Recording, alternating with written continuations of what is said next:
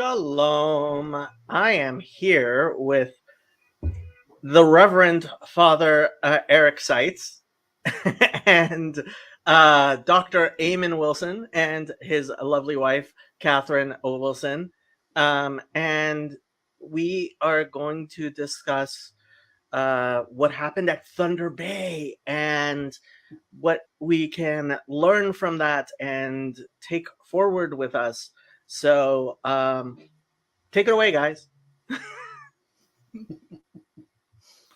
Well, first of all, it's nice to see you, Eric. I haven't seen you since the conference, so this is nice.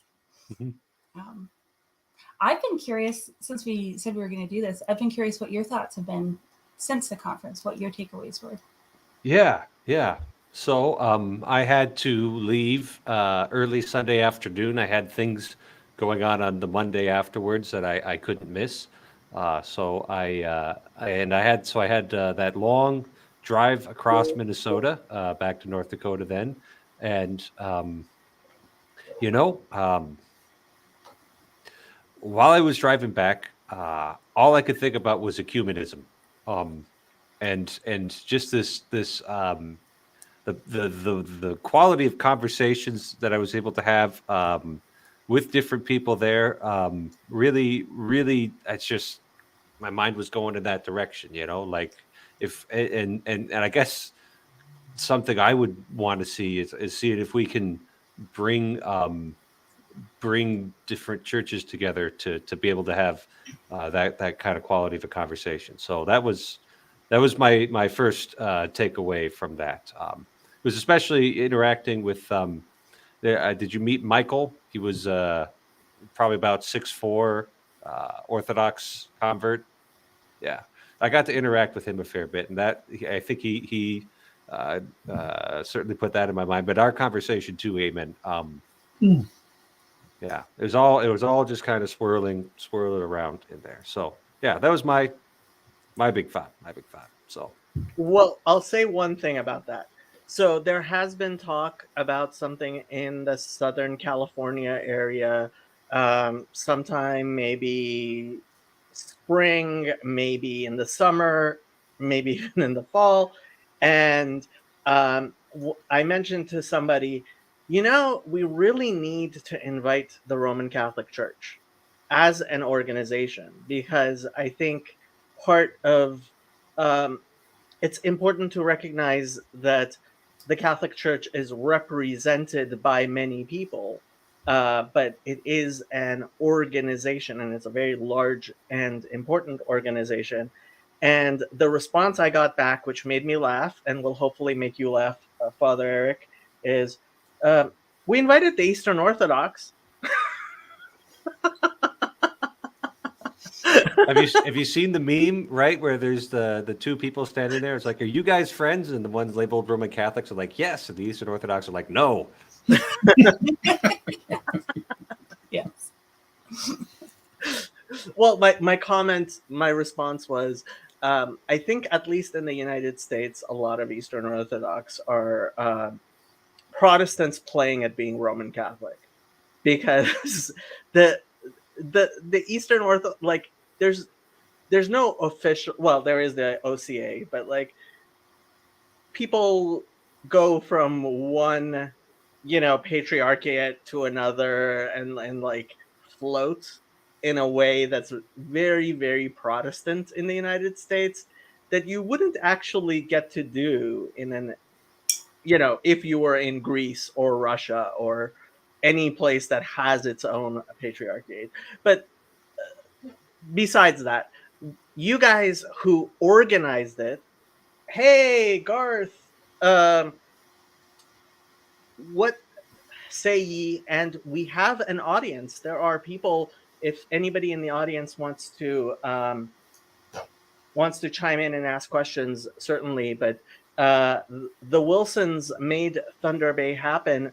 What were important lessons you learned? What were things you would never do again? And what are your plans walking forward from here? Well, one of the funny things about the conference was that we planned it like 2 years before it happened. because of COVID, right? So it was 2019. We started planning it. Yeah. So in some ways, sort of miraculous that it ever got off the ground at that point. But I think that gave us, it's like an interesting window, because I think no other conference I'll ever plan again will I have 2 years in which to kind of like let things, brew. One of the things that I think was really good was having 4 speakers. Mm-hmm.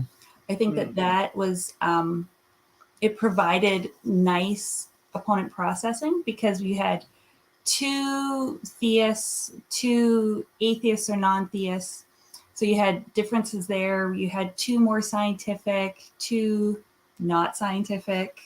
And I think because there was that, you were able to have people sort of within their own circle. So like, Richard and John could talk science, and Paul and Jonathan could talk faith.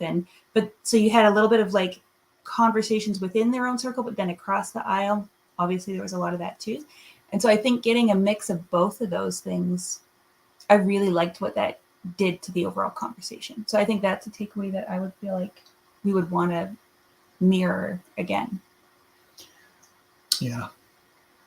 I was struck by how there's a hunger for this outside of our corner of the internet, both in conversations with Mondrell and Vervaeke. They both commented on how in the academic world there really is very little dialogue going on. I having dinner one night, and I mentioned to Vervaeke my experience at the Canadian Psychological Association National Conference this past June, and the way that they set it up, they had 1 hour. They have one person headlining. You have 3 people presenting for 15 minutes, and then 15 minutes of Q&A. So basically, you're just getting an abstract. There's no real engagement. I wasn't impressed. I was asking questions afterwards of the presenters. Most of them were at arm's length from anything they were presenting on. And Vervaeke just said, like, yeah, that's what's happening at the APA. That's what's happening in several different academic organizations. And Mondrell, I think it was after the first day, was just saying it's the most enjoyable time he's had in a quasi-academic setting in decades. Because it's, you come in, you present, you're gone, and you don't go deep, and you don't interact with one another. So I think we've tapped into something that's really needed everywhere, and people are hungry for it. I think people are tired of fighting and culture wars, and that just doesn't really go anywhere. So that was a big takeaway, and just the conversations with people who were attending. I heard that over and over again. I think to hear from 2 other people that are in academic circles that they were seeing what I felt like I was seeing. That was a big take home, and something that stuck with me. It reminds me of. Go ahead. Yeah. So I'm listening to Awakening from the Reading Crisis when I'm working out right now. And recently in one of the episodes, Dr. Vervaeke was talking about how he wants cognitive science to integrate different disciplines, right? Like neurology, psychology, and all these different sociology, to be able to integrating those things and having the different disciplines not only like come to some kind of a mutual understanding, but actually transform each other, right? Mm-hmm. Like to cause a shift, to cause a change. Not in that it like bulldozes or destroys, because he's not doesn't want to do it in a reductive manner, but that they would this opponent processing, right? This changing relationship between them. And he actually used as a counterexample what most interreligious dialogue turns into is we talk to each other, we find common points of agreement, and the goal is mutual toleration and respect, which is great, but because it's nice to not have violence all the time. Yeah. Yes. But but I think I think that's what we were getting there, right?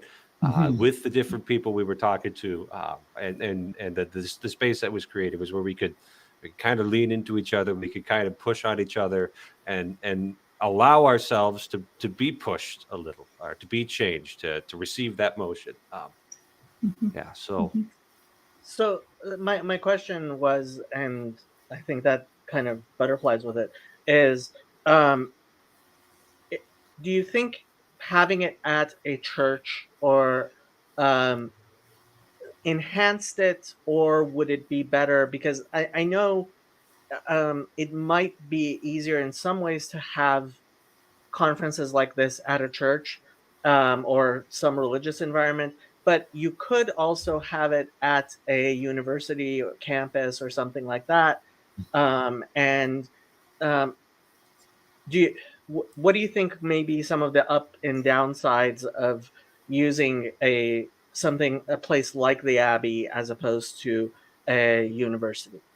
I think with the Abbey is not your typical church space, which is part of why I think it worked. Like on the top floor, I don't know, probably 20% of it is a coffee shop that's just open to the public, and the spaces within the Abbey are already being used for things like they have a dementia cafe for elderly people with dementia to come in and have coffee. They have it's a space for the community to come, really. So I think it was unique that it worked at the Abbey. I don't know if it would work as well at your typical like religious space. I could be wrong, but I think that the space of the Abbey is part of what facilitated it working so well. Yet some folks said that they liked it because that it was a religious space, because there was religious art and stained glass windows, and so there was this sense of the conversation being more serious. The things that you're doing are more serious, and that there's a sense of like bringing in the transcendent into it, and so you're already taking things more seriously. But on the flip side, it also is probably an environment that is challenging for some people to enter. Yeah. Right. Like there's some people I know that wouldn't go to a conference held in a Catholic church. They wouldn't go, and I'm sure the flip is true. There's people who wouldn't want to go into a Protestant church, even if that church is regularly used by the community for tap dancing and recitals and whatever else. Just because it's a religious space, that's going to be an obstacle. I would hope, like we have a really big community, like in our corner of the internet. There's a lot of folks that are involved, and a lot of people who listen, even if they don't choose to join the discussion. And my hope would be that we would have these kinds of events happening in all kinds of contexts, so that it would facilitate different flavors of discussion. So religious centers holding the conversation might bring out some elements or attract different people, but then a university would attract others and make other people, and might bring a more scientific slant, the same way that a religious center might bring a more sacred kind of slant. My concern with the religious or a university is that the normal mode that you get into in a university is one of two. You have lectures and you have debates. Yeah. And my fear would be you get into that space and people would automatically slip into lectures and debates, which doesn't mean it can't work, but people would have to intentionally be conscious of the fact that they're choosing to not use those schemas when they're engaging with each other, unless they're asked to present a lecture. But even then, we ask the guys to design it to sort of be a platform for future conversation. It shouldn't be a closed-ended box of a presentation. So I would hope we'd have lots of different things. Sorry.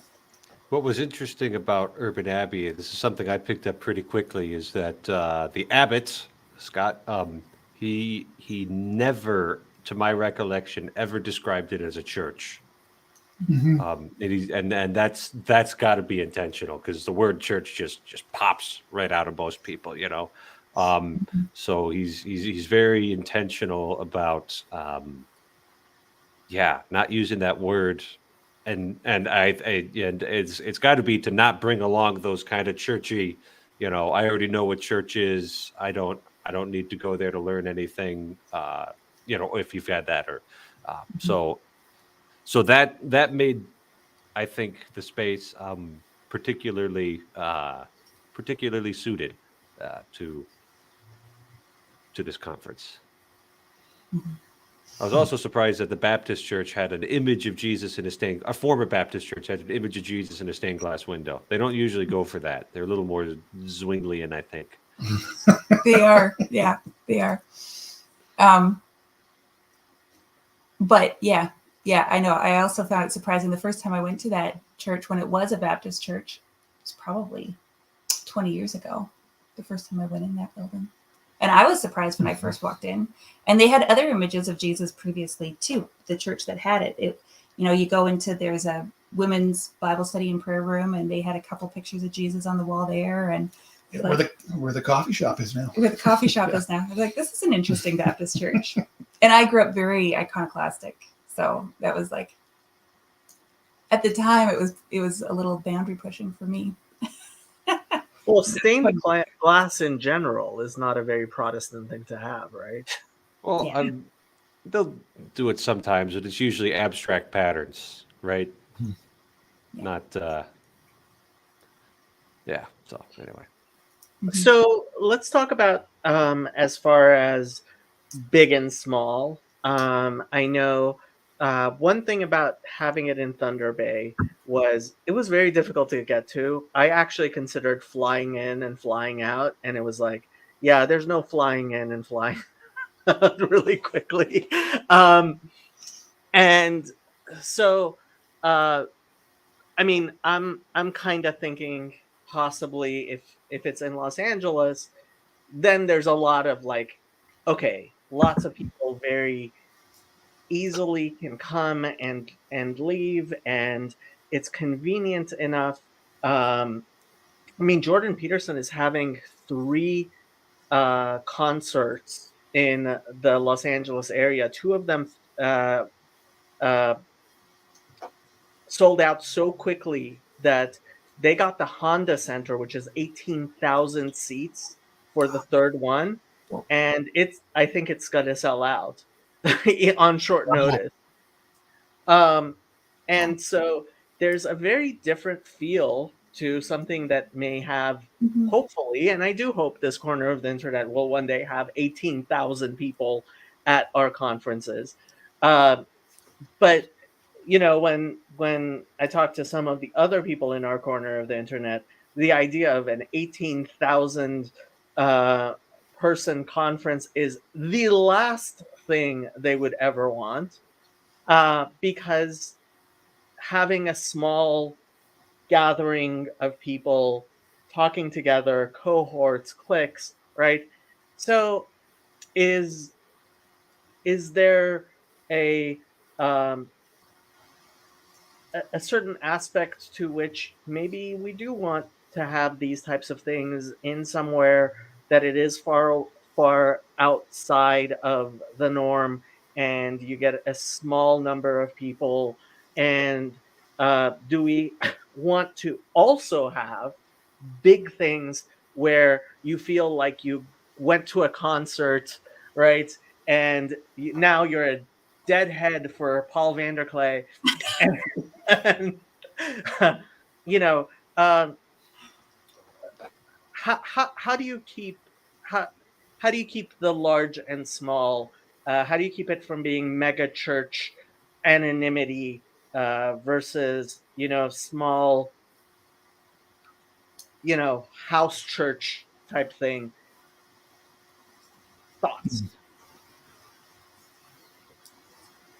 so I'm thinking that the size of the conference and the amount of time you got to spend with just individual participants actually makes that transformative dialogue more possible. Um, the fact that I would keep on bumping into the same person over and over again, the fact that I could get to know their story a little bit, and I couldn't do that with everybody that was there, but was able to do that with enough people. where you can actually build relationships. Like that's certainly something that, and I don't remember. Did we have 200 people there? About 150. 150. That's something that 120 to 150 crowd, Dunbar's number. Hello.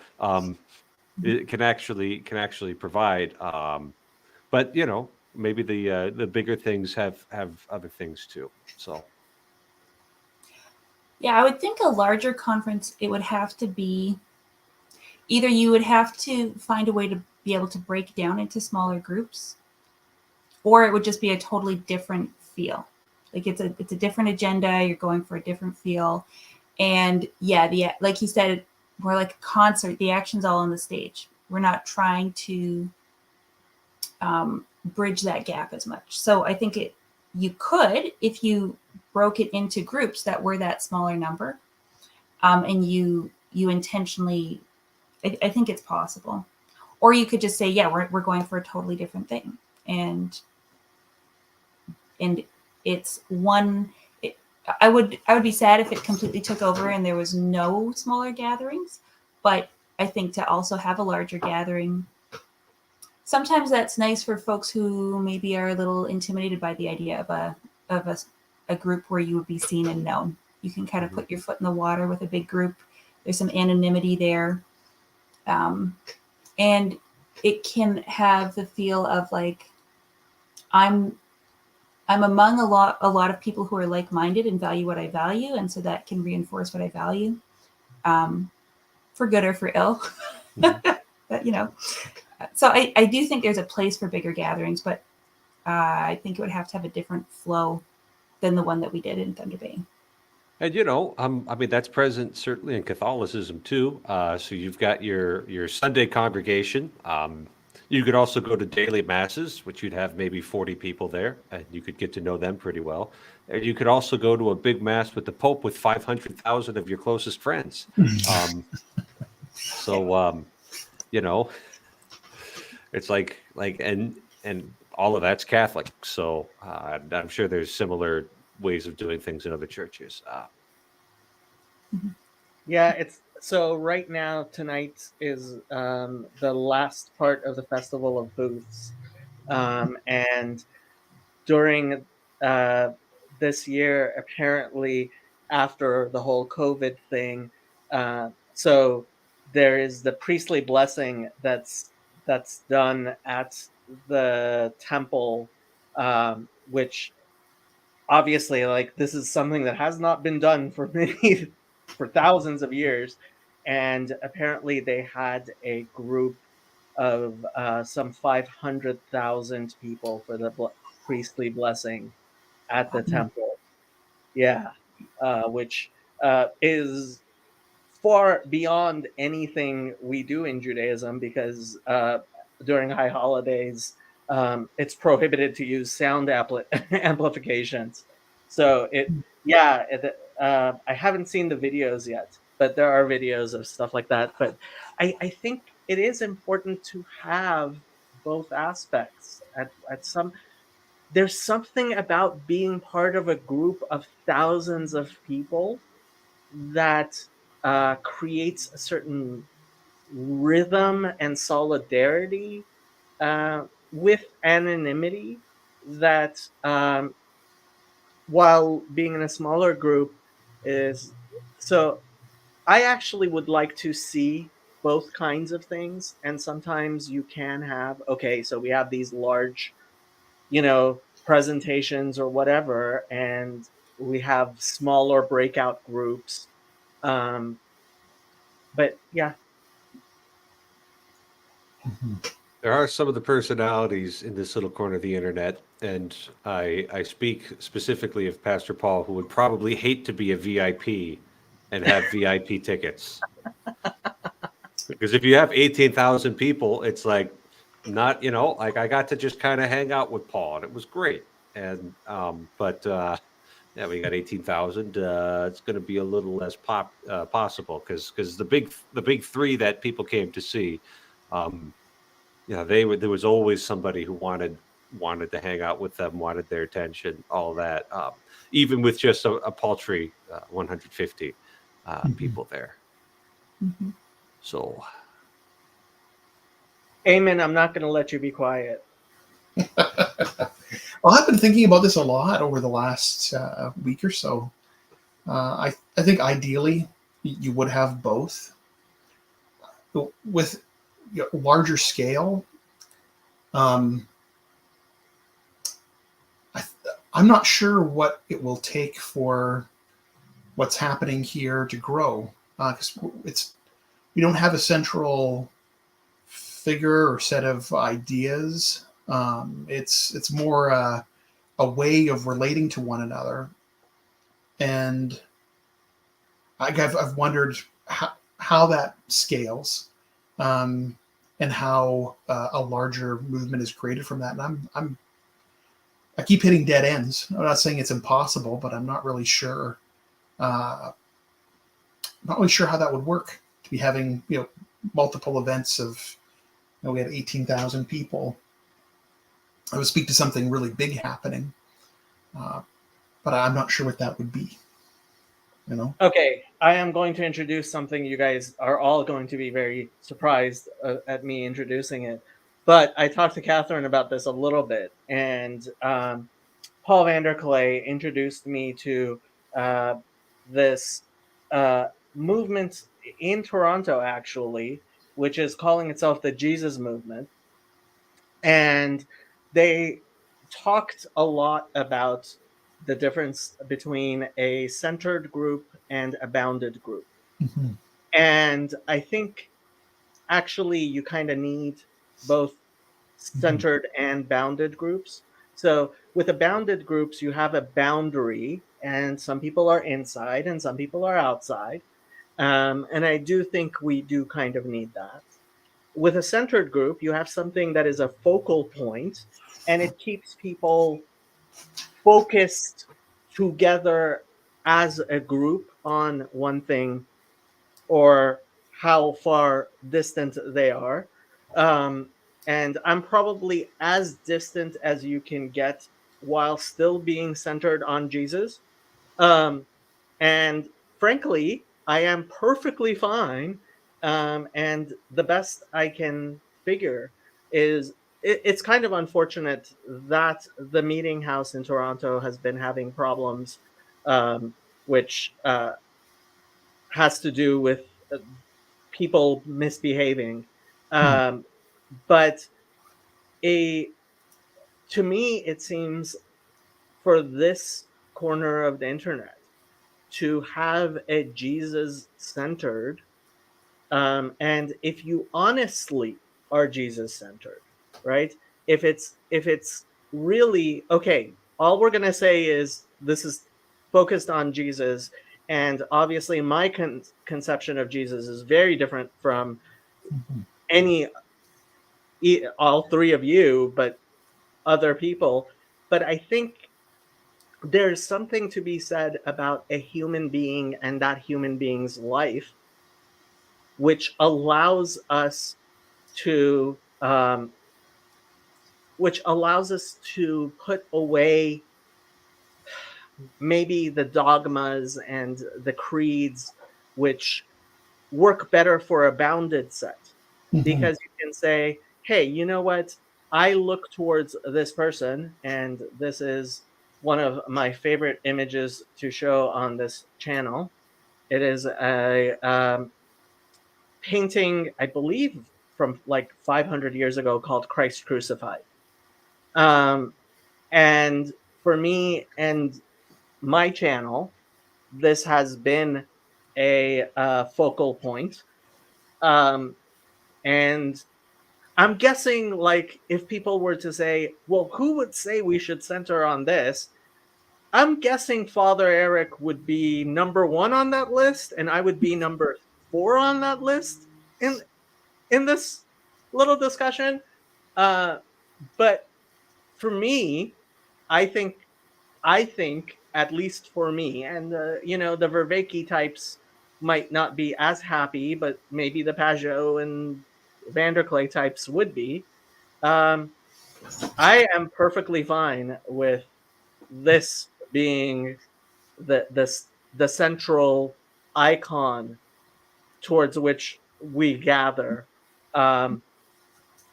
Yeah, what do you guys think? I mean, I'm all for it, but not hard to convince me. So, yeah, and that's something that with a 2,000-year-old tradition that I'm in, we struggle to do. We struggle, because oftentimes the momentum of tradition, the institutions, these things can take your focus off what's at the center. A little gotcha question I'll sometimes play with Catholics. I'll be like, "Hey, who's the head of the Catholic Church?"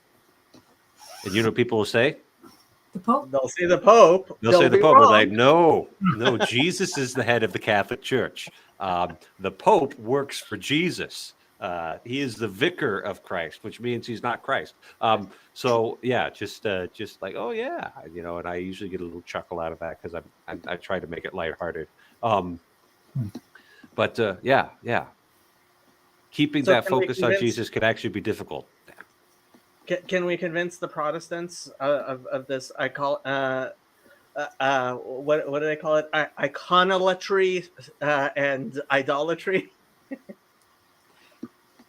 Iconolatry would be good and idolatry bad. I don't think that's the way the Protestants look at it. Probably not. I've never You've never heard of iconolatry? No. It is a term that Protestants use to explain why, and actually Jews also use, to explain why there are ancient images. So we are not actually, Judaism is not as iconoclastic as most Jews think it is, and it certainly wasn't 2,000 years ago. So having icons was not considered the problem.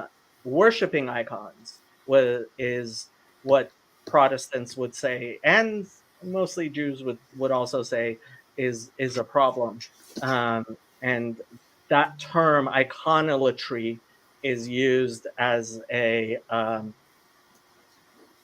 wouldn't say necessarily derogatory, but a It's got the word latria, which is the Greek word for that which is given over to God alone. Yeah. So exactly. Okay. Yeah, I feel so many tensions about it. Not so much as a Protestant. Obviously, as a Christian, I say yes. And then there's this part of me that is that sees that there's a space that's open right now, and I don't want that space to be closed for people who are who are part of this corner of the internet and are participating. I don't want them to feel like, well, now that space isn't open any longer, and they're going to be pushed out. Not that I think everyone would. It's more, I guess, a concern that I have. Does it then become so directed towards the theological, to the religious, that there isn't the same openness that's felt by them? And at the same time, I think, well, there has to be something there. And of course, I think that's the best. Right. And the thing is when Dr. Peterson talks about Christ, people who aren't Christians can resonate with that. And we'll be honest, we're all here because of Jordan Peterson, and nobody would have been in Thunder Bay except riding in his wake, Yeah. So it's not as exclusive, because we look at a whole host of figures that are talked about in this quarter, Tom Holland and the Sargon fella, people who are not formally attached to any church, don't say they're believers, but still have a great admiration for Christ, or at least the story of Christ. And So that's farther from the center, but still oriented towards it. I think it works because they're not Christians. I think that I've thought of this, over the years, and I'm not alone. A lot of others have said this. It's like if Peterson were to become a Christian, would that just sort of end it all? That's what Mark closed, and I think there's some truth to that. I think we need people who are not Christians saying, "Yeah, you know what? This vision of Jesus, this icon of Christ. Yeah, I can be on board with that." And the minute that they're gone, I think it's done. I think it becomes a Christian thing. So, as I do, I was at a church this morning, and the discussion was focused on Isaiah, and they brought up Isaiah 53. And being the Jew in the room, somebody decided to ask, how do Jews not see Jesus in Isaiah 53? And the person directing it went, let's not have that discussion right now. Very wise. And the lady who asked it actually came up and apologized to me afterwards, which she did not need to do at all. So this makes me think that maybe, and if we are talking about Jordan Peterson, then maybe we can talk about the suffering servant. And the suffering servant is a type of Christ. It's a type of Christ that Peterson has spoken about a lot. It is from the Hebrew Bible. And one of the things I've been trying to do is reach out to Muslims more. I'm not sure how Muslims feel about this. By the way, Matt, you are new here. Welcome. Apparently, he went to Thunder Bay. But maybe a more acceptable image is the suffering servant, and you can take that to be Jesus or not as you feel is appropriate. It's just more meat on Jesus, Like we could actually sit here and debate, reasonably who the suffering servant is. And Jesus was a man who lived 2,000 years ago. So I don't know if that would work. Okay. I agree there's more meat to the more fully fleshed out idea of Jesus Christ, the man. I think the fact that it's not as filled in is what gives me, centering around the idea of the suffering servant, maybe creates more space for other people. Because I really would hate it if we created a center set group that then excluded a lot of people who have baggage around Christianity, around Christ, see it as closing off the conversation. I feel like that would really be a disservice to everybody.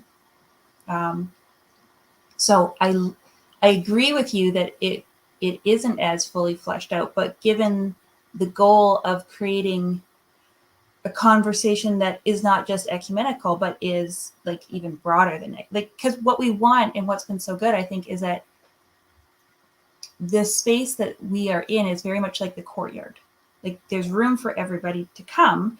And basically the rules of engagement are you need to come with a certain attitude. It's a way of engaging. It's a way of being able to have a perspective, talk with one another without trying to lose that, but you genuinely are open and you're actually listening, and you come because you're willing to really engage. You're not just there to convert people or make yourself heard. Like it's real dialogue. But so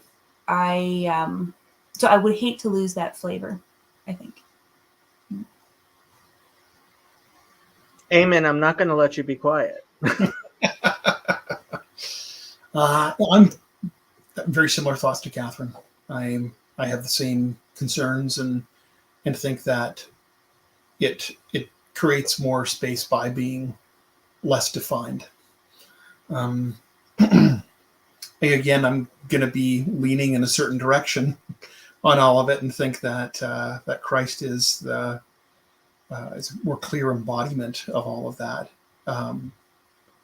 But I guess that's where the conversation happens, in part. And the doorway can be a lot broader, more open than that.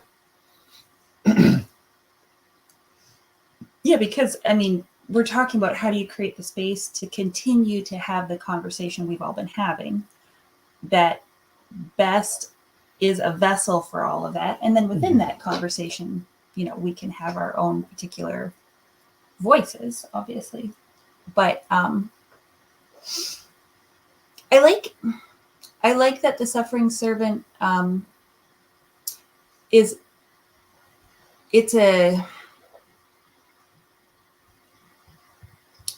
it's an archetype, but it's an archetype with a moral, like a very strong moral and ethical slant to it, because part of that is how we're going to be defining the mode that we come to one another in, right? Like, we could easily flesh out, okay, what would it mean in these conversations or in this space to be willing to suffer, to engage in a way where you're willing to be the one suffering? How would you serve the other people in your conversation?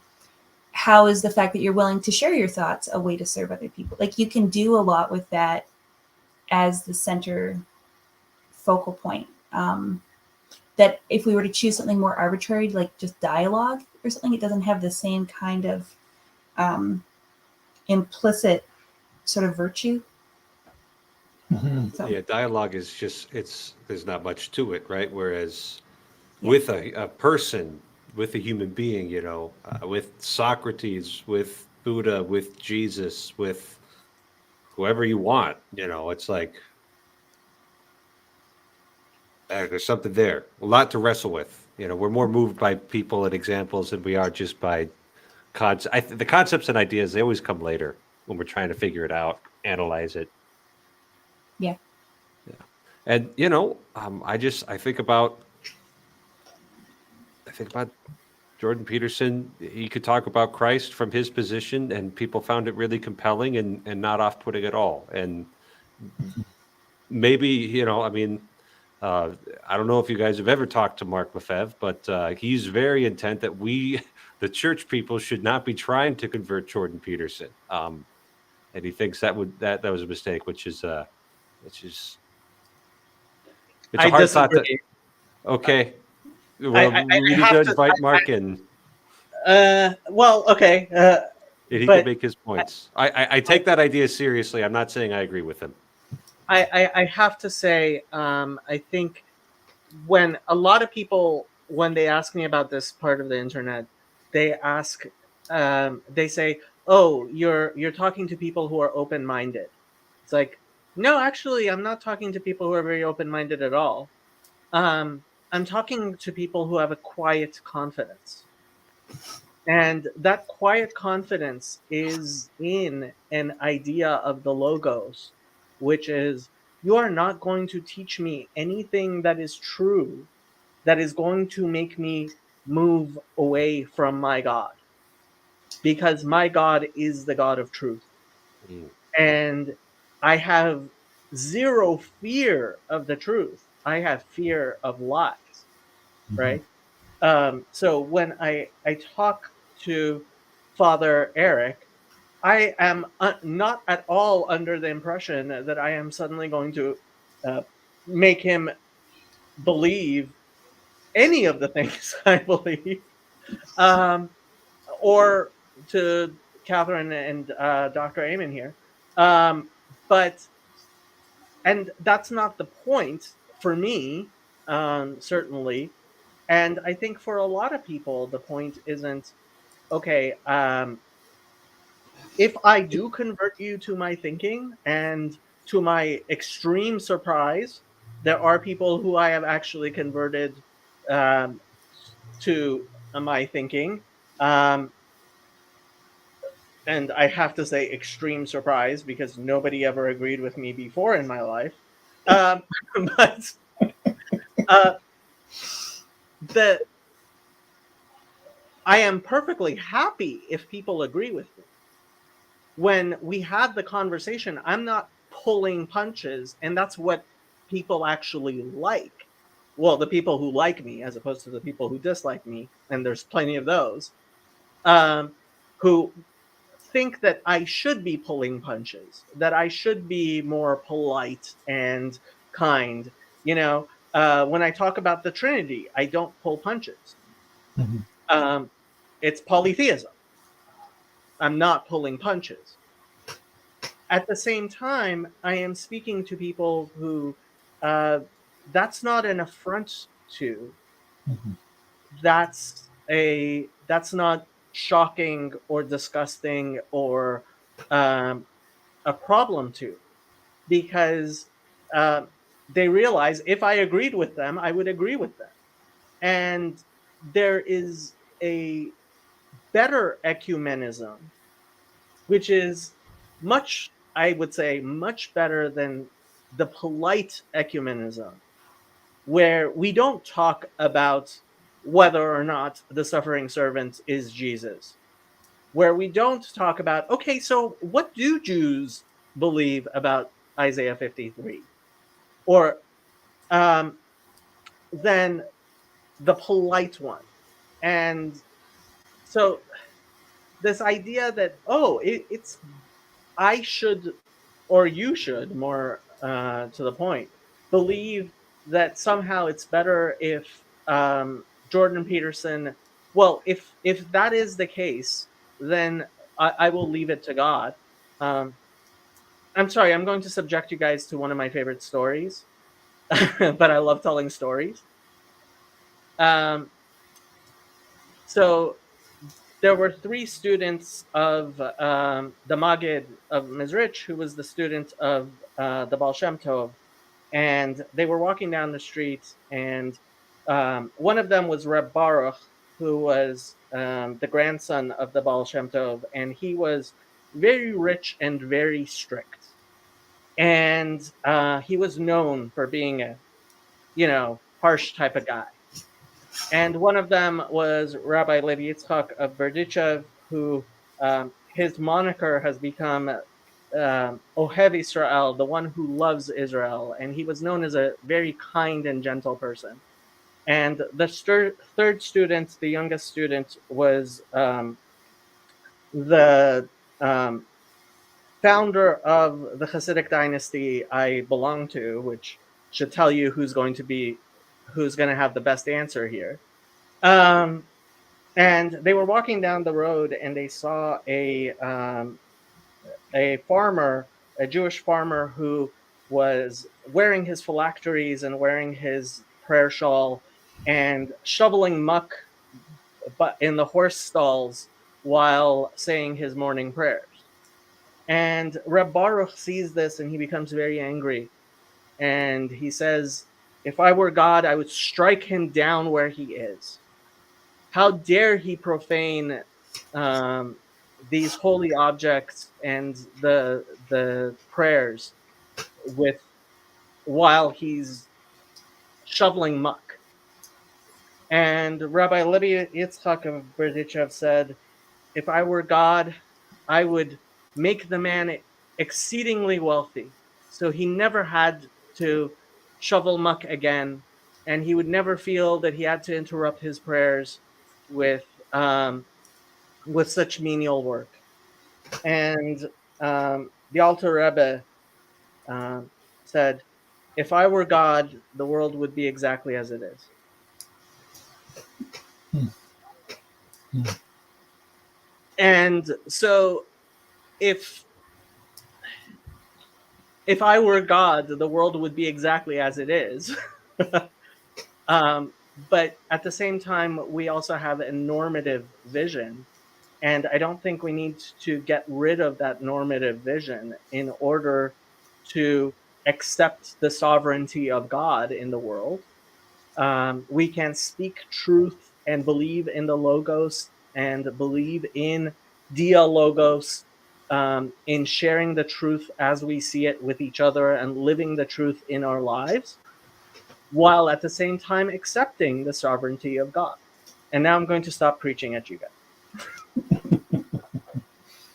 Hmm.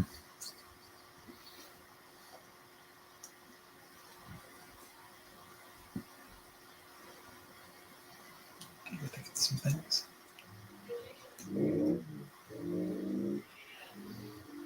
Yeah, it's a good story, Jacob. I'll keep that in my back pocket. I won't have the guy's names though, so it'll be a 3 guys. it'll be a skinny rabbi, a fat rabbi, and a young rabbi. Three students of the Baal Shem Tov will work. That's Mhm. that's funny. Mm. If we've discussed the subject, I do have other things I do want to ask you guys about, but I want to I don't want to dominate the discussion with me being so talkative. I mean, my thought is just I agree with your view of what healthy ecumenism looks like. Mhm. I think the conversations of what does everybody agree in common and let's just plant our flag there are old, and I mean, Maybe they had their time and place. Yeah. To reduce prejudices and increase tolerance, less violence. That's nice. yeah, that's nice. But I don't. There's always radical fundamentalists, but I don't think the major problem in America and Canada is, Catholics and Protestants and atheists and Jews killing each other because they can't see common ground. Like, that's not the problem. So I don't, like you said, I think it had its purpose, and I think it doesn't have the same role anymore. And the kind of conversations we want to have are the kind where, like you said, you really are here to engage other people. And the voices that are most engaging and interesting are people who have a perspective, and they aren't afraid of the truth that other people might bring because they follow truth, and that's what they value, and they don't worry about that. But that doesn't mean that they come without anything in their pockets, So I do very much value that, and I would like to find, whether it's the suffering servant or something else, I would like to find something to put at the center. I think, Jacob, that it is a very generous idea to say, well, why don't we put Christ at the center, or Jesus Christ, or like, that's a very generous thing to do. And it's something that you can do more effectively than we can do, because otherwise it just feels like saying, I want to put my camp at the middle and my vision at the middle, and everybody else, why don't you come rally around my flag? And it's very different if you were to say, okay, here's an icon that I'm not super close to. Like you said, there's sort of like this trajectories, and you're more on the outside. So for you to be able to do that is very different than, I think, especially someone like Father Eric, to say, okay, everybody come, let's circle around Jesus and let's get this person. By the way, he's literally right here. Yeah, that's right. Yeah, I'd say the problem before was people killing each other over religion, and now the problem is they don't talk to each other. One of the most striking moments in my my doctoral studies was I was doing a placement at a practice that actually mostly did work with the Catholic Church, and the other pre-doctoral student was an atheist guy. And I think it was probably 3/4 into our time there. And he just like randomly turned to me and was like, Eamon, I'm so glad that I got to meet you because I'd never met a Christian before, and this friend was gay as well, and he said I thought that all Christians just wanted to stone gay people, so I thought that I was glad that you're not like that, and Christians aren't like that. And he's maybe 10 years younger than me, but I was struck. I was like, wow, there are people in their 20s, 30s that they've maybe never really talked to somebody who's religious before, and just sort of left to whatever their side imagines the other is like, and that only is transformed through engaging and actually talking about what you believe, so that some of those misconceptions can be dealt with. And then you'll see where there are genuine differences as well. That was my experience doing assessments for the Catholic Church. It was like, oh, all these things I heard as a Baptist about Catholics growing up, and a lot of these things aren't true, and that wouldn't have happened without the time spent together and really getting to hear what they really think. To your point, Jacob. So, next question. We talk about centered groups, but at some, I think there is also a necessity for bounded groups. I think there are people who, I think you need to be willing to exclude some people from the conversation because they are problems, and they, you need sometimes to be able to say, no, you are outside. Where do we put our boundaries? What is not acceptable? What is outside in this part of the internet? Well, I think some of the easy ones are like, what's outside are so like personal attacks. When you move away from discussing ideas and you're just mad at somebody, and now you just are trying to do a character assassination, or you're just going to just be personally attacking others, that's outside. Oh, of course, I'm probably speaking right away as the perspective of a mod, right? I'm like, what are the things that make me delete your post and talk to their mods and say, do we need to think about kicking them off? So it's like, if you are going to be personally attacking other people, if you won't engage with other people in good faith, you straw man their arguments, you come in, you say, oh, well, you said this, and they never actually said that, and you won't take correction on that. You're not actually a good faith dialogue partner. You're bullying, you're pushing. Now, obviously, that's like a judgment call about when it crosses that line, or when someone's just emotionally worked up. But those are things where it's like, that's not the right spirit. That's not what we're trying to do here. I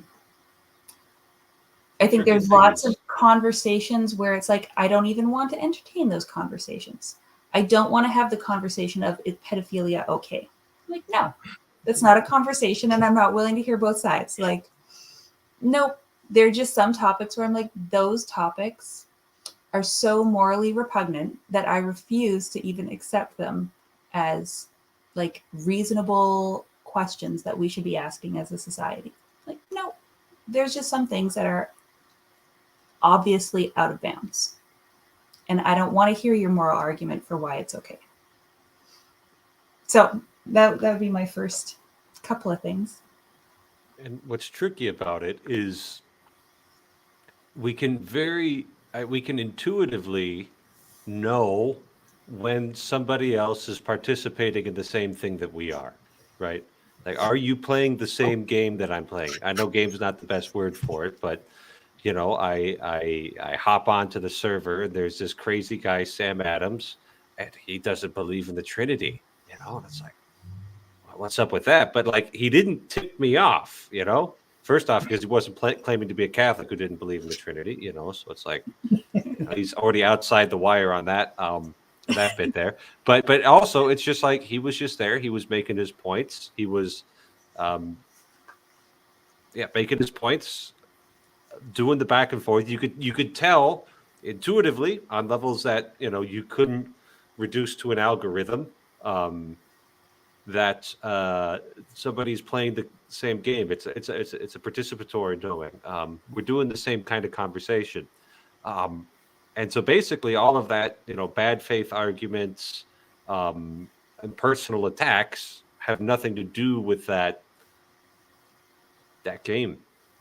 But we can't just like have an AI do it. Let me push back against the personal attack thing, because I think there's a lot of people who will misunderstand what I think is the nugget in what you're saying. First of all, it's not a personal attack for me to say, I think you're wrong.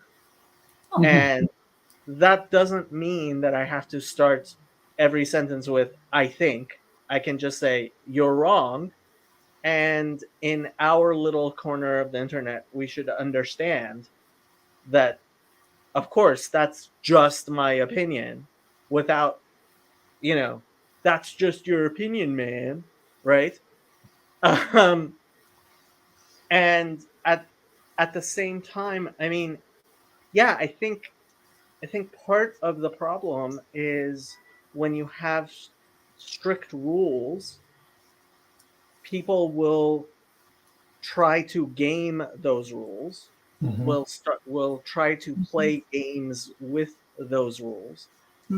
And I was speaking to a friend of mine who actually works at Google, and oh, by the way, Dr. Andani is a Muslim scholar who is, I would actually love to have included in this discussion. He has been on Sam's channel several times, I believe. And so Thunder Bay was a conference that we had that actually Eamon and Kathryn put on in Thunder Bay, Canada.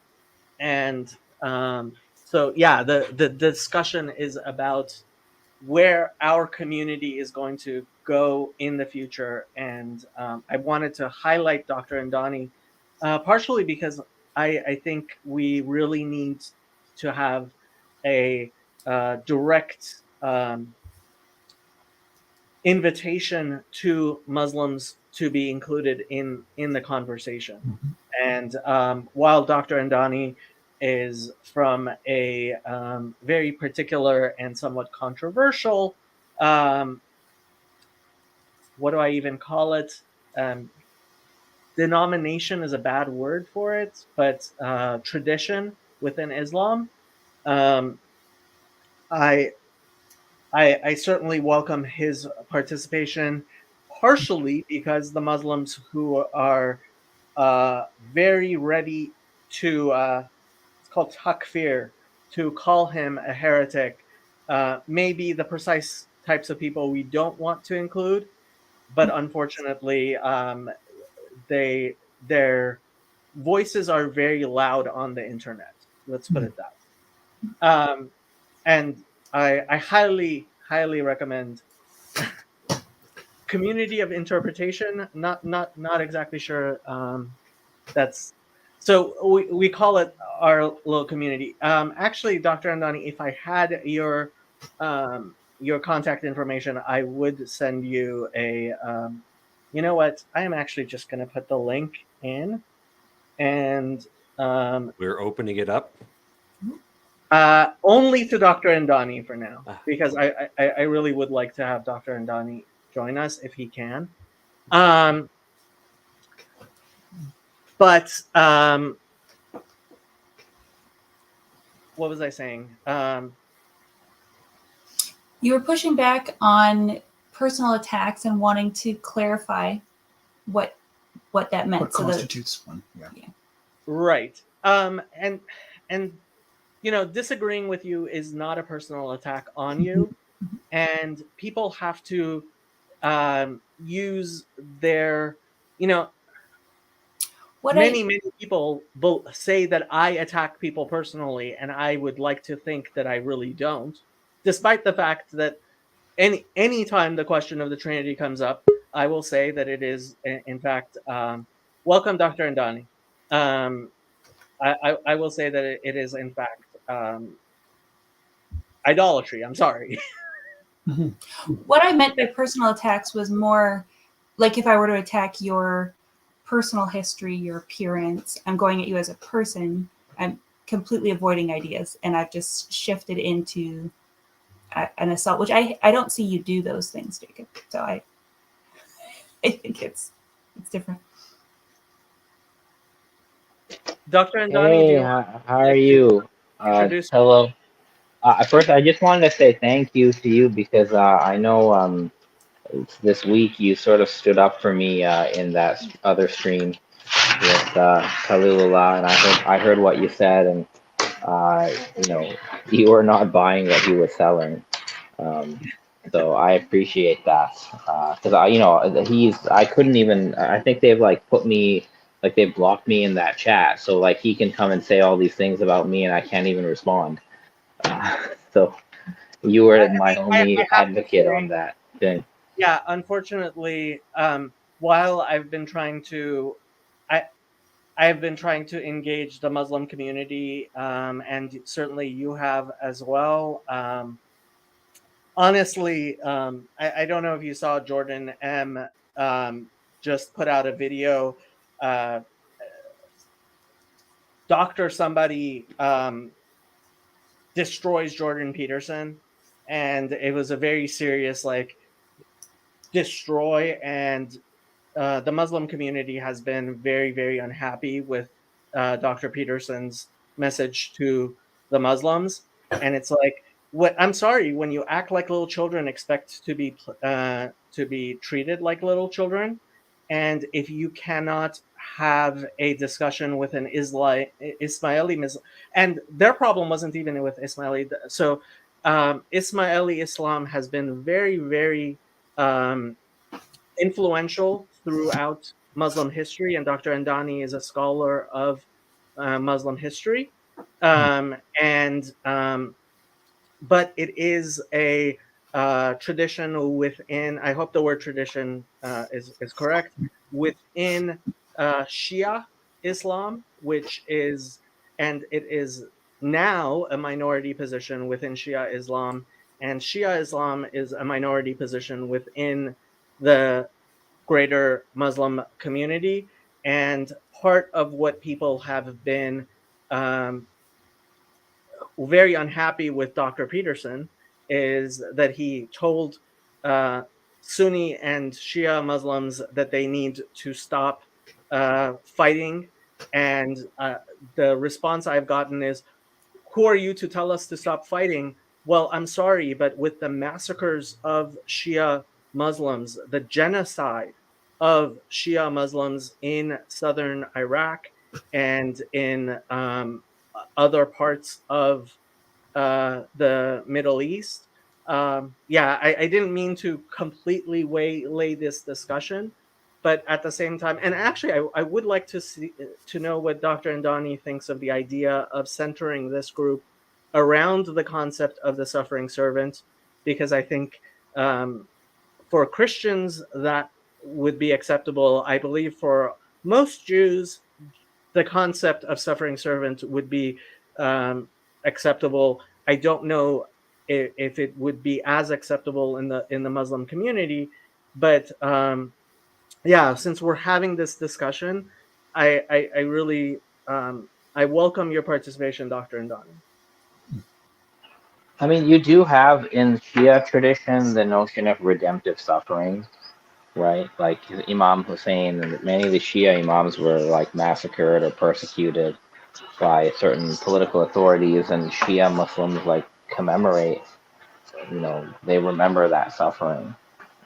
So you do find it in the Shia tradition. Some even parallel like what happened to Imam Hussein and what happened to Jesus on the cross and this sort of thing. Sunni tradition, I think some Sufis, the mystical tradition of Islam, they will talk about suffering, but more as an individual thing. Like, for God tries His servants with suffering and pain and loss to purify their soul. So it's more of an individualized thing in the Sunni tradition. When the Shia tradition, remembering the suffering of God's righteous ones and crying for them is a devotional act. Hmm.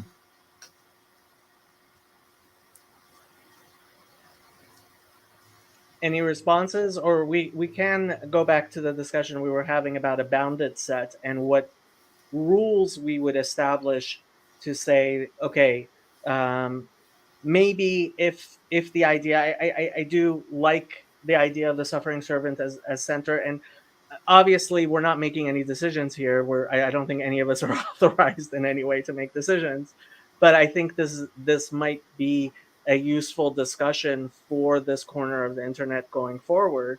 And as far as rules for maybe what is out of bounds, if anybody wants to contribute more to that discussion, yeah.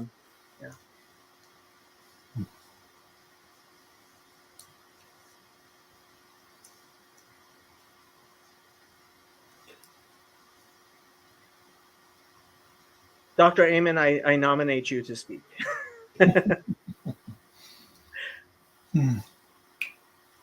Where my mind was going was there's a process of learning how to engage people that way, the way that we're looking for. And but we can say what you're not allowed to do. Positively, there needs to be an eye to, what are the necessary skills, character, perspectives that allow somebody to engage in that way. I think even over the last year or so, Kathryn and I have engaged with some other Christians who maybe you're not as open and to those discussions. And yet we'd say that they're still, in many ways, lovely people.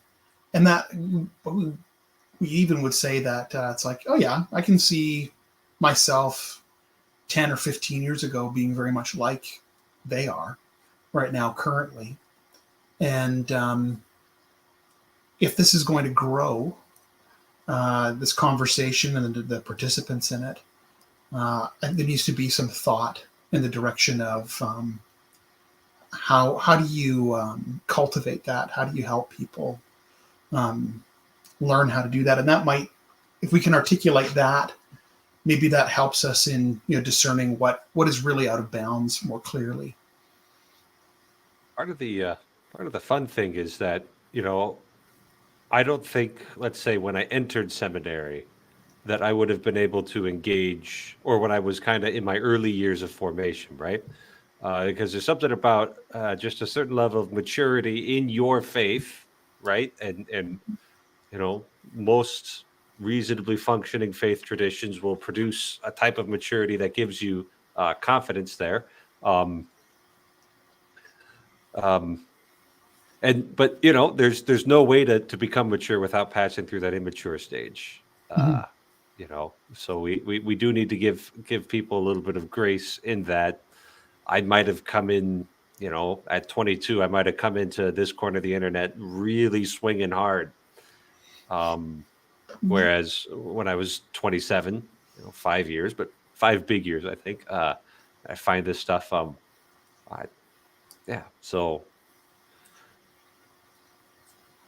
Well, because I think generally, with politics just seeping into everything, and since politics is in every corner of our lives, some of it's by design, some of it just happens. It's people are being trained to have that knee-jerk reaction, the us versus them, and they don't have the psychological structures necessary to really engage, and they're not learning it from anywhere. And maybe there's no way to systematize that. I think that there is a process, certainly, of maturity.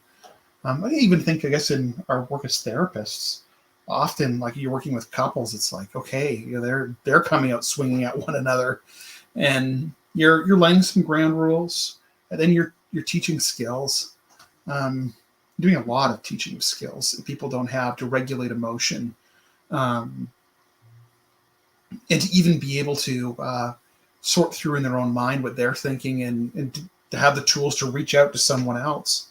And I see people learn that regularly. Those are similar tools that I think people are using in this corner of the internet to communicate with one another. Yeah. So when you're doing this with somebody, do you have to overcome fear? Is that Oh, the man. big thing?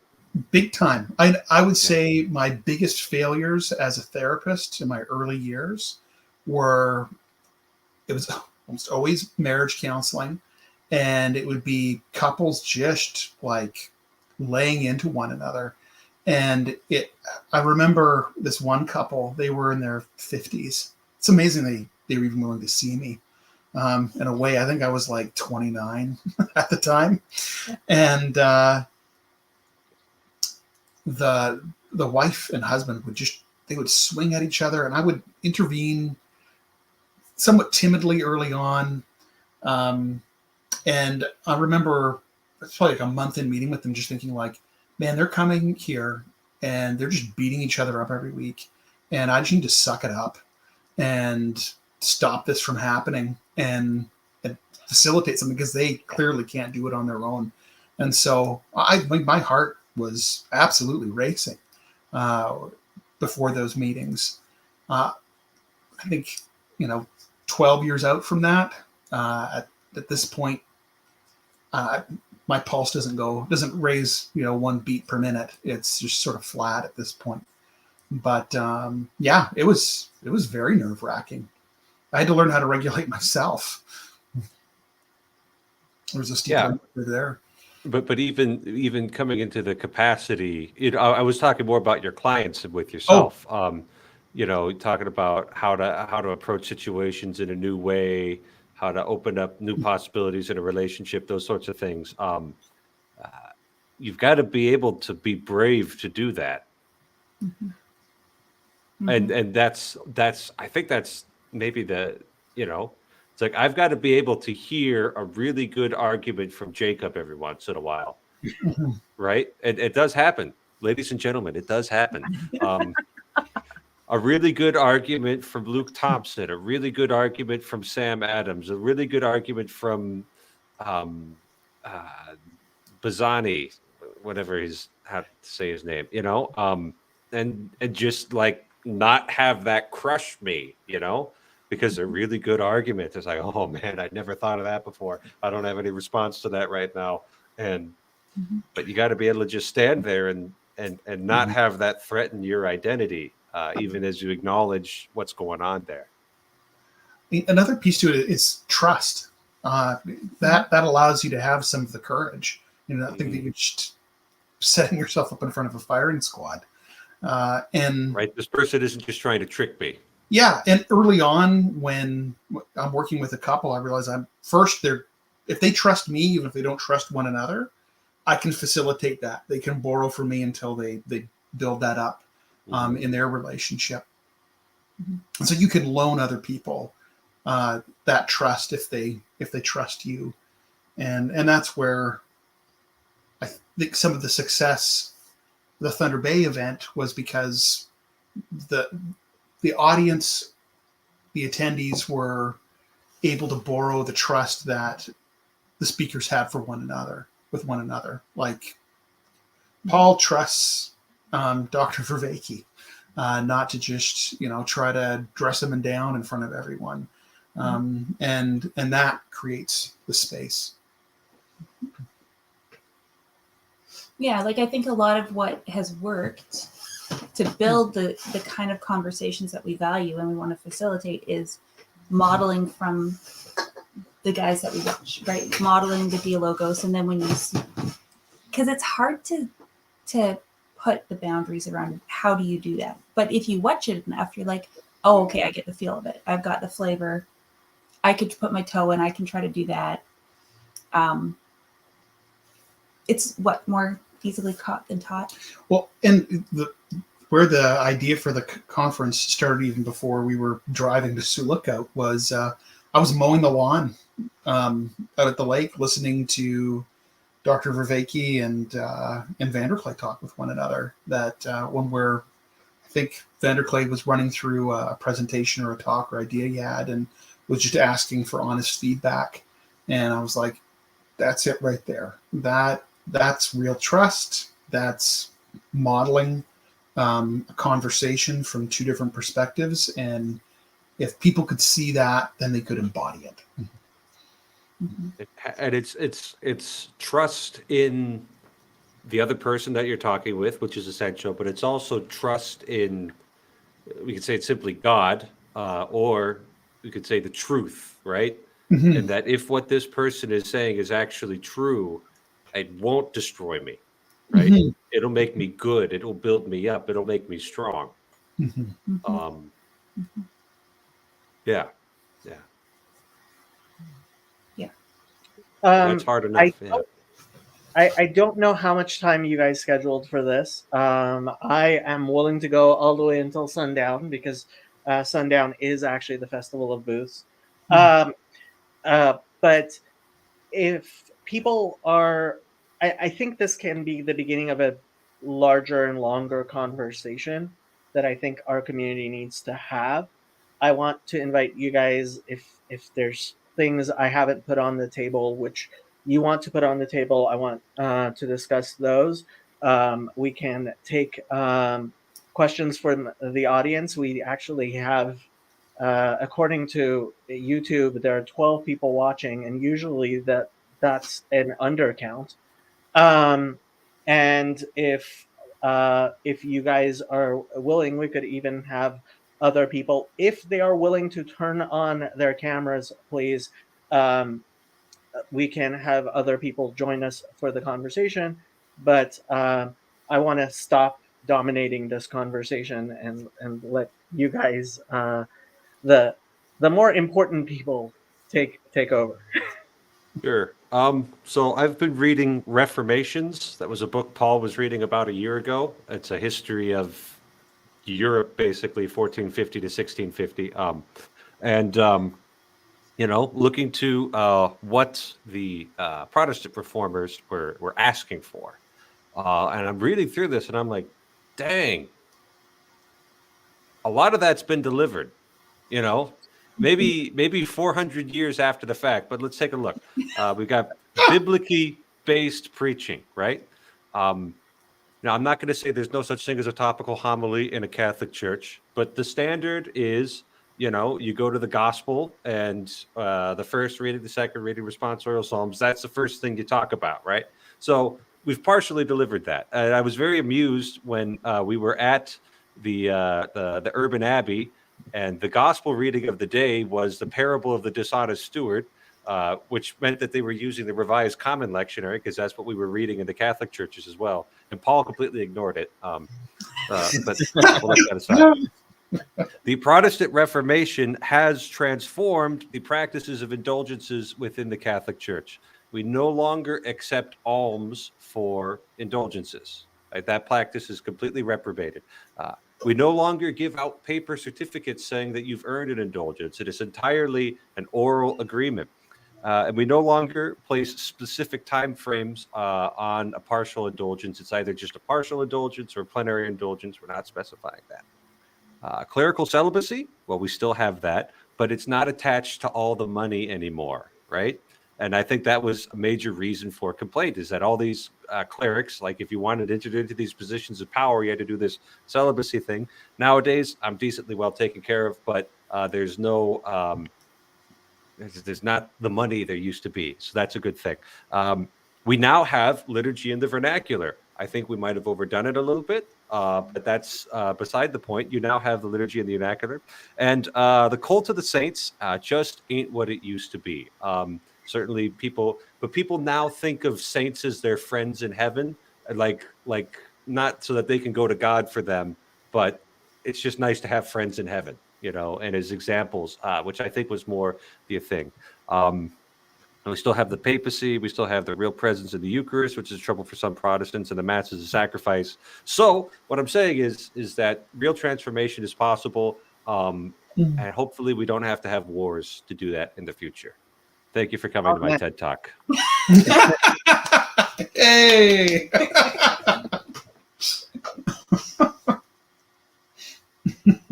I actually really appreciated you running through the list like that. I'm like, hey, that actually is very impressive. And I don't feel like this feels like I read about some of this medieval stuff and I'm like, I can see the complaints, you know? So I don't feel like I'm being untrue to myself, untrue to the tradition that goes all the way back, you know, past the year 800. I don't feel like we're being untrue to that. So. So the Reformation is over, and the Protestants can all come back. No, we still have the Pope, and we still have the Mass as a sacrifice. Oh, those are things that aren't going away. I have thoughts on the Pope, but I won't share them now. They're not ready. They're not ready for YouTube. This is wise.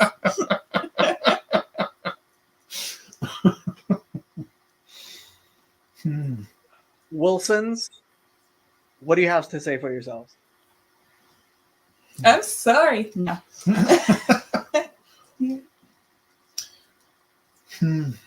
Yeah, I mean, I feel like there's so many things to talk about. So many things to talk about. But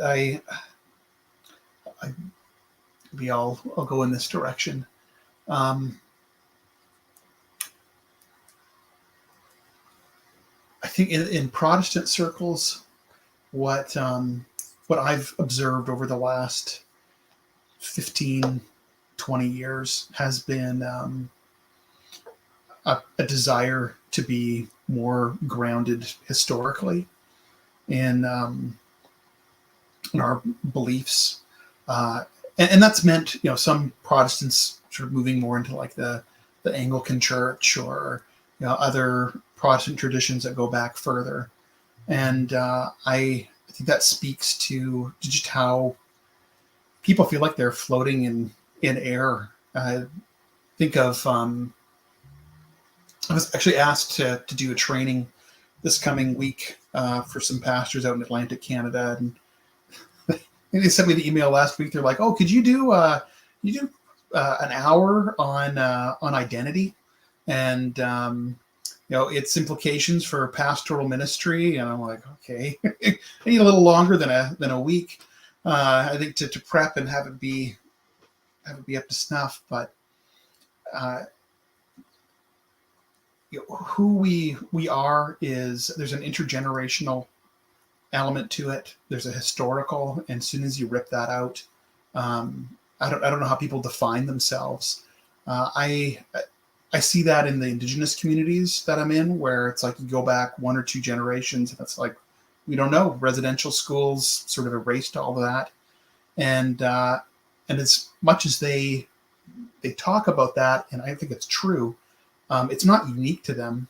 My non-Indigenous clients, I see the exact same thing, and I think horizontally speaking, one of the strengths of this corner of the internet is it can provide some sort of identity. I think a historical grounding is necessary for it to have that kind of confidence.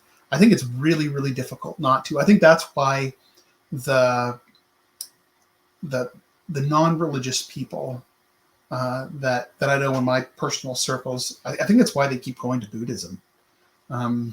Because there's some sort of historical grounding in something, and I don't think that it's possible to be an atheist and you're just sort of a 21st century person just out there and not really like sort of lose your mind eventually, and so what you were saying, you know, Father Eric there, I just think, yeah, that historical piece, it touches down on that, you know, why are we where we're at? And I think that that's also, is a pathway back towards some more unity. So I don't know how we would tackle that in terms of identity. I think that has to be front and center. I think people are literally dying for a lack of it, and the broader culture is trying to answer that question, I think, to spectacularly horrible results, to horrible effect. And I think we need some bridges there if more people are going to come in, and maybe that is through the suffering servant. Everyone's familiar with that, and dimensions of it have been inverted. I think a lot of what's there in the woke movement is the inversion of everything that we see in the suffering servant. So I think that there's some real power there. Because people do identify with their suffering, and you can ground them in something much richer, just in that. See, all the different faith traditions talk about this idea, this concept. Yeah, I don't know. So I'm interested to see where that conversation goes, and see it as meaningfully connecting to larger issues of identity and purpose that people are they're drowning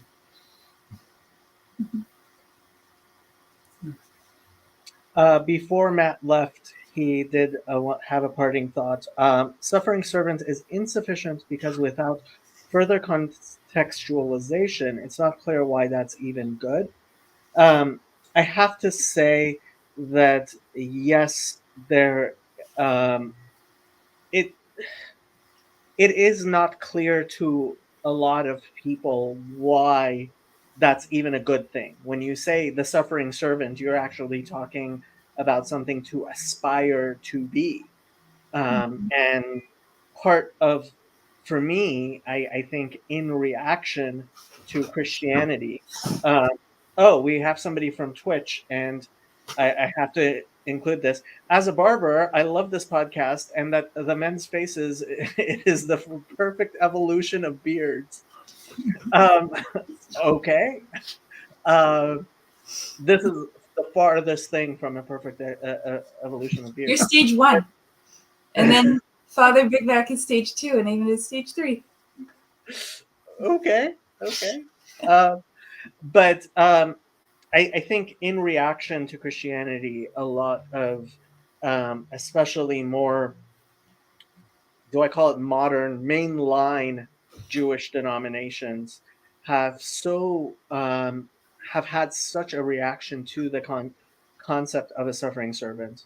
And of course, we have the prosperity gospel, which I think we can all agree is heretical, where you assert that God would never let his servants suffer. And, for me, I think, yes, there is the missing context of recognizing the value, the aspirational value of being the suffering servant. At the same time, Jordan Peterson, I think part of what made his fame is to say life is suffering, and how do you do that, right? How do you live your life through that? Yeah, that's where my mind was going to, Jacob. I thought, well, there's at least a foot in the door with suffering just being a reality. And the servant part, yeah, I guess there's some debate there, but what are you really going to do? Are you going to become more powerful and crush everyone? Are you going to hide and try to drown yourself in pleasure or avoidance? And maybe that's a sorting, natural sort of point of departure for people. If that doesn't sound good to you, either you're just not suffering at all, or you think that there are other options that you should pursue in your suffering than serving other people and dying to self and being more outward oriented, then yeah, this is probably not the group for you. I think Matt's point that without context, that's a phrase for a lot of people that it doesn't track, if they don't have a faith background. But I don't see why we couldn't provide context for it. Yeah. Like, if that's the issue, which is a fair issue, then, give it some context, and that's a good thing. Speaking of Bazani, people in the West think suffering is something unusual going on, as if it's not the norm and therefore a personal injustice. I think certainly victim culture, this idea that that there must be some oppressive form which we have some capacity to definitely take off, to make disappear, this utopianism. And again, I think the prosperity gospel is the worst form of this, right? This idea that and one thing I've particularly spoken to a lot of people about is, for example, the people who will tell um, gay gay people, oh, well, once you accept Christ in your life, you will no longer be gay. And they accept Christ in their life and they're still gay. And that has been, I know, crushing to a lot of the faith of people, but it's like, Mhm. the people who say things like that, I wonder what kind of lives they are living. Is your life really that free of sin? Like, I hear people tell me, oh yeah, accept Jesus and you will no longer sin. And I'm like, are you telling me you think you're no longer sinning? And to some extent I guess they are. Mhm. Mhm. It's a particular level of self-awareness, Or lack thereof, yeah. or lack thereof. Yep.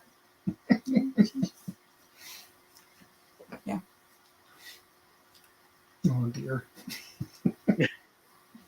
Yeah, well, that's what happens, I guess, when you try and emetize the eschaton. Yeah. Suffering is the norm. This life is not meant to be like paradise. You chose the steps to better yourself, and you Your like life condition. your life condition. Okay. Polar Nights, you're obviously new to this corner of the internet.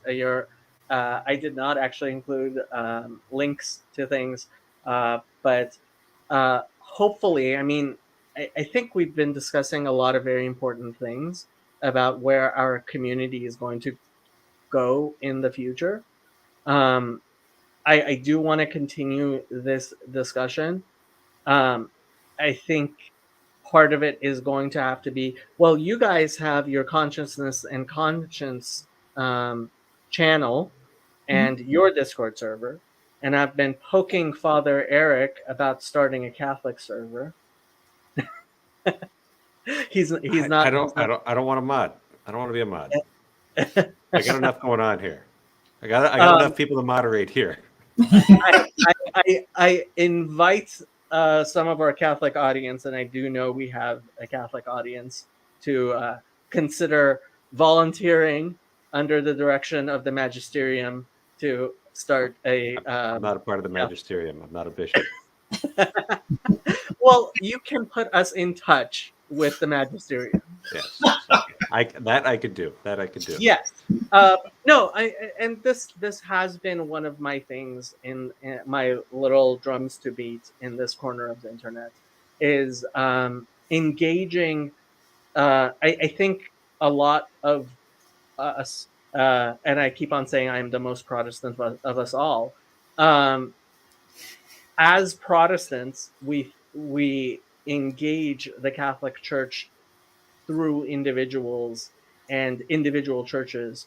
And I don't think that's the proper way to engage with the Catholic Church. It's not about Bishop Barron alone. It's not about even Father Eric Seitz alone, even though he is my favorite candidate for Pope currently.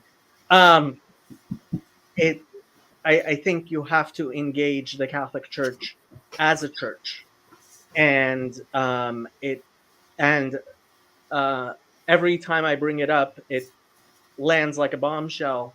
But uh, majority of Christians are Catholic, and you just have to accept that. 50.2% last time I checked of the Christians in the world, self-identified Christians in the world, are Catholic. This is the largest and longest lived organization in human history.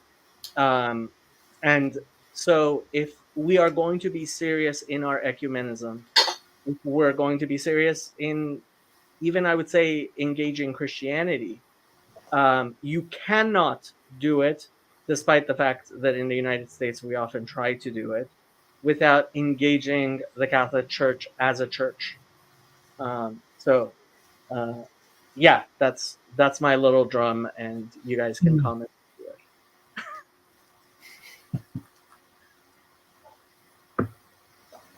Well, I'll put Father Eric, in charge of doing that for us. So Yeah. I do worry sometimes, Jacob, that someday you'll call some archdiocesan chancery and ask for a engagement from an official, and they won't know what to do with you. They already don't know what to do with me. Well, You're like, well, can you send a representative to this meeting? And they'd be like, no. yeah. You know, I encourage everybody to get Sally Joe's little book, with the church surrounded by the roses. I've been thinking about that a lot recently. The church is surrounded by the roses, and they smell nice and they're beautiful, and they're going to choke you off and kill you if you don't cut them down a little bit. So, Mark Lefebvre was passing those out at Thunder Bay, and yeah. Yeah, this is actually a Sally Joe original that I have in the background. Yeah, the artists. Hopefully, the artists are going to save us. And yeah, I mean, again, hopefully, this is an ongoing conversation, and it's not an easy conversation, but I think we have something going right now that's pretty awesome, and I think it is something that can and should grow. And I look forward to the day I want to see large conferences. Uh, and those large conferences don't need to mean the death of the small conferences. Yeah. They can hopefully be an outgrowth of that. And I don't think the large channels, I mean, we have some large channels, and I would actually like to see, I've discussed this several times with Paul Vanderklay, and I discussed it with Kathryn. Actually having a 24/7 channel for our little corner of the internet, where if we need to, we will play, but it won't have a backlog. It will just be a channel, where we have different people come on and talk. And if you want to hear more of that, there will be a link to that actual channel. And so, um, I I want to see all the little bubbles coming together into a larger hive, without necessarily, a lot of people want their bubble to grow. Sure, would I love if, rather than 500 subscribers, I had 500,000 subscribers? Yes, I would. But A, I don't think that's ever going to happen. B, that's not the flavor that a lot of us need and want. I keep on going back to Jethro, and when he goes to Moses and he says, um, you need leaders of tens, and you need leaders of thousands, and things that come up. And to some extent, we need that Moses. I don't know who that Moses exactly is going to be, and it has to be a process of bubbling up. But if we don't have the hierarchy, and part of the reason I do keep on pointing to the Catholic Church is because subsidiarity, the Catholic doctrine of subsidiarity, is one of the probably the most successful way of keeping organizations local at the same time, um, you know, having a structure that at the top, look, you have an organization of 1 billion people, and that is an amazing thing to have. And doesn't mean any of us here are a huge fan of the current pope or the previous pope or whatever, but yeah, I think we have to consider hierarchy. Hierarchy is incredibly important. And unfortunately, one of the things we keep on thinking is, oh, well, we need a king we can all agree on. And that's not how hierarchy works. You have to have bishops and priests and deacons, or however you're going to do it. And yeah, hopefully, I mean, I would like this channel to be something like that. I want my Discord server to be something like that, but I also want it to be a part of a much larger umbrella. And that's the conversation I hope we're having here. I like it. I like subsidiarity too. But seriously, like the words Catholic social teaching were always suspicious to me until I learned subsidiarity was a part of that, and then I'm like, oh, that's what I've always thought. Yeah. So yeah. Subsidiarity, I mean, I recommend people look it up, but it is the idea that every issue should be dealt with the most local unit that can deal with that issue. So if it is something that can be dealt with on an individual or parish level, then it should be dealt with on a parish level. And if it needs a diocese or archdiocese or a national conference or to go all the way to the Vatican, then the test of elevating an issue is whether the jurisdiction is actually competent to deal with it at that level. And yeah, it works. And I think, to some extent, for example, my Discord server has become the Jewish/Messianic Discord server. And there are things that we discuss on the Jewish/Messianic thing. And we talk a lot more about the Dead Sea Scrolls than most people do. And, maybe we have to consider arranging ourselves in smaller units, which are willing to be under bigger umbrellas. And a large part of that is discussions, but a large part of that is also an attitude of service. Of, okay, I don't need. If I would be a leader, I need to be a servant first, right? Mm-hmm. And if you cannot serve a community, I cannot serve a community of 500,000. I can barely serve a community of 500. And if you cannot be the servant of that large of a community, then maybe you need to recognize that and limit your attempted reach to who you can serve. Mm-hmm. Mm-hmm. Very good. Very good. Well, I've got a crock pot full of sausage and sauerkraut. It's calling my name.